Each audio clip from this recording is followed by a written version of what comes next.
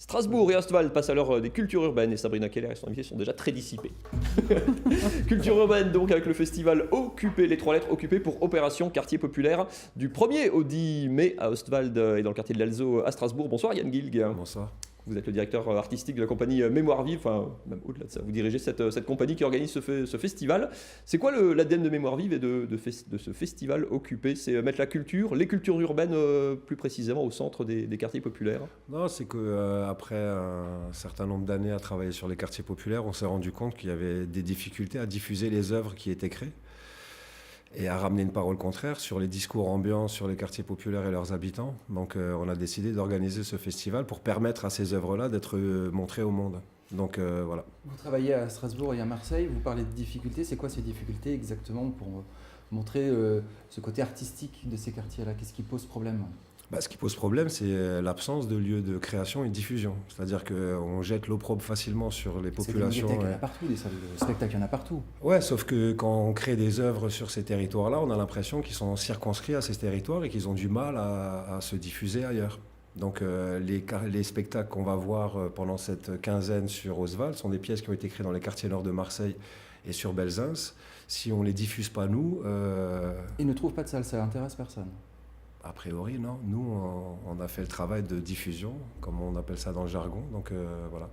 On va montrer ce travail de création qui s'est fait. Il y a parmi tous les spectacles qui sont proposés dans ce festival, il y en a un qui résonne peut-être un peu plus particulièrement dans l'actualité. Ça s'appelle Mise en veille. Ce sera au Point d'eau mardi prochain, mardi soir. On regarde le teaser et on en parle juste après. Qui est censé nous protéger maintenant, Clément? Je ne suis pas une utopie. Je suis Beethoven, Debussy, Wagner, je suis Shakespeare, Molière, Sartre, je suis le Louvre et le Festival d'Avignon. Je suis un patrimoine mondial. Je suis Versace, Armani, Chanel, Dior, Pasolini, Antonioni. Tâcher, ramer, résister, ramasser, dépasser, impressionner, envoyer, récupérer, exécuter, réaliser, oublier. Non! Non! Non, non, non, non, non! Je suis l'OTAN qui bombarde les serfs. J'aime le génocide. Au Moyen-Âge, j'avais mon propre Daesh, ça s'appelait L'Église catholique. Ma mère fait le ménage chez vous. Mon père est bourré, regarde votre télévision trash que vous produisez exprès pour les gens comme nous. Pour qu'on ferme nos gueules et qu'on n'aille pas dans les rues pour tout casser. Pour que la merde des banlieues ne fomente pas des révolutions. On est sur l'actualité, Yann Gilg, on est sur les angoisses, les peurs, sur l'Europe, on a la musique de Beethoven en fond sonore. Ouais, jouer ça à Strasbourg à un mois des élections européennes, ça a encore plus particulièrement du sens aujourd'hui? On l'a pas fait exprès. Non, c'est qu'on est dans une actualité et c'est un magnifique texte de Volk Richter que Angie Picht, qui est une jeune metteuse en scène qu'on a mis en lumière, à qui j'ai donné carte blanche pour la mise en scène et le montage de ces textes. Donc c'est un texte de Volk Richter que Stanislas Nordet avait remonté dans Je suis Fassbinder au TNS. Comment ça résonne aujourd'hui dans la bouche d'acteurs beaucoup plus jeunes, et notamment de Karim, qui est un jeune du panier de Marseille qu'on a formé et qui est aujourd'hui comédien professionnel avec nous.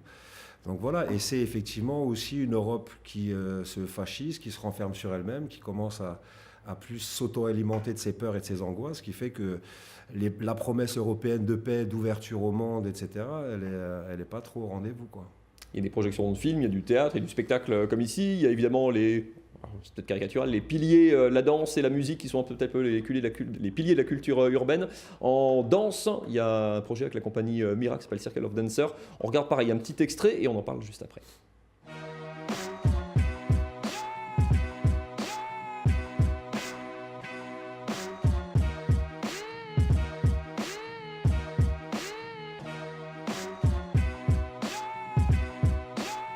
C'était les images d'une édition précédente avec la compagnie Mira. Il y a des partenariats avec des associations, il y a des passages obligés dans un festival de culture urbaine, ce genre de battle, ce genre de spectacle, c'est un incontournable.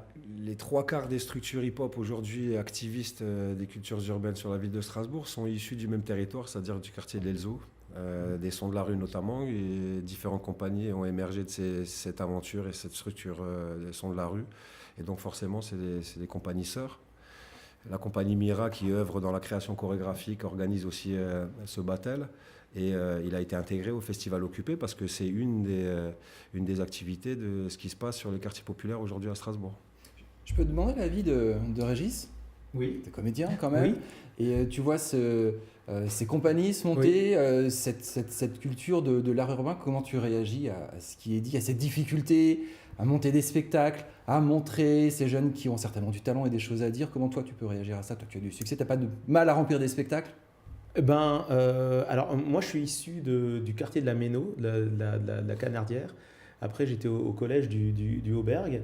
C'est vrai que je comprends complètement la difficulté pour diffuser des spectacles parce que voilà, c'est un peu chacun est dans son univers. Donc c'est vrai que pour partager avec d'autres, c'est plus compliqué. Et pour le grand je public, comprends la que ce soit difficulté. formaté, c'est trop formaté pour le grand public?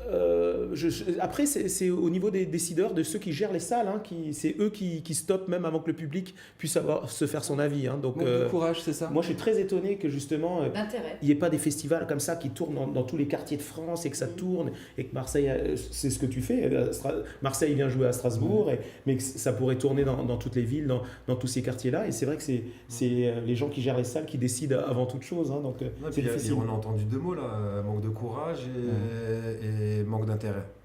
Voilà. Manque d'audace, manque d'intérêt. Je dirais à un moment donné, effectivement, il faudrait que les décideurs et les programmateurs, au-delà de leur propre carrière et donc du fait que ça soit bien plus clinquant de programmer une compagnie avignonnaise qu'une petite compagnie d'un quartier populaire, il va falloir qu'on réfléchisse ensemble les uns et les autres à ce qu'on appelle l'intérêt général. Et je crois qu'il y a des pièces qui manquent de rencontrer un public, tout simplement parce qu'il y a eu un filtre. Et pour X raisons, j'aime pas, j'aime, j'ai vu, j'ai pas vu, etc. Donc on est dans un cercle vicieux d'un entre-soi, de compagnies qui tournent énormément et de compagnies qui tournent très peu. Et c'est encore un mauvais regard travail sur les quartiers qu'on stigmatise encore en disant non, j'ai pas envie de montrer, ils n'ont pas le droit de venir au centre-ville et de s'exposer à tout le monde en fait. Ah, c'est dommage. La Busserine où je travaille depuis très longtemps sur Marseille, donc quartier nord de Marseille, lorsqu'on monte des spectacles et des œuvres et qu'on arrive à les diffuser dans les grands théâtres sur place, les médias ne se déplacent pas. Quand ça tire, là, on a les médias du monde entier qui viennent voir ce qui s'y passe. Donc nous, on a envie de demander aux gens à aller voir ce qui se passe derrière la fumée et les règlements de compte. Il y a une foule de talents, de gens qui essayent de trouver des espaces et des moyens de se produire, de se diffuser, et ça, on n'a pas. Et c'est vrai que le discours récurrent sur le quartier populaire est extrêmement négatif. Et nous qui essayons de ramener une image différente, qui n'est pas une image escamotée, inventée, qui est une réalité, on a du mal. Et aujourd'hui, de construire un discours sur les quartiers ou de construire une politique pour les quartiers populaires à partir d'1% de la population, c'est-à-dire des quelques-uns qui sont en dehors de tout, en marge de tout et qui sont dans les mauvais business, etc. C'est dommage pour les 99 autres % des habitants qui y vivent. Alors pour ouvrir les portes et justement pour faire se rencontrer les gens, il y a le coup d'envoi, c'est demain 1er mai au point de Oswald, pique-nique hip-hop. On va parler de musique très rapidement avec les sons de la rue aussi. Il y a une soirée, déjà quasiment tout est gratuit. Et puis pareil, l'idée des sons de la rue, des soirées et des concerts, c'est de mettre en avant justement les groupes régionaux, les artistes de ces quartiers. Ouais, c'est toutes les œuvres de tout style, donc du théâtre un peu exigeant, des concerts de rap, battle de danse, création chorégraphique, débat. On fait venir aussi tout le réseau de la Fondation Abbé Pierre, qui est l'unique financeur de ce festival, il faut le rappeler. Quasiment, comme dit, tout est gratuit. Le programme complet, c'est du 1er au 10 mai. Le programme complet sur la page Facebook de l'événement. Merci beaucoup, Yann Guilg, pour votre éclairage.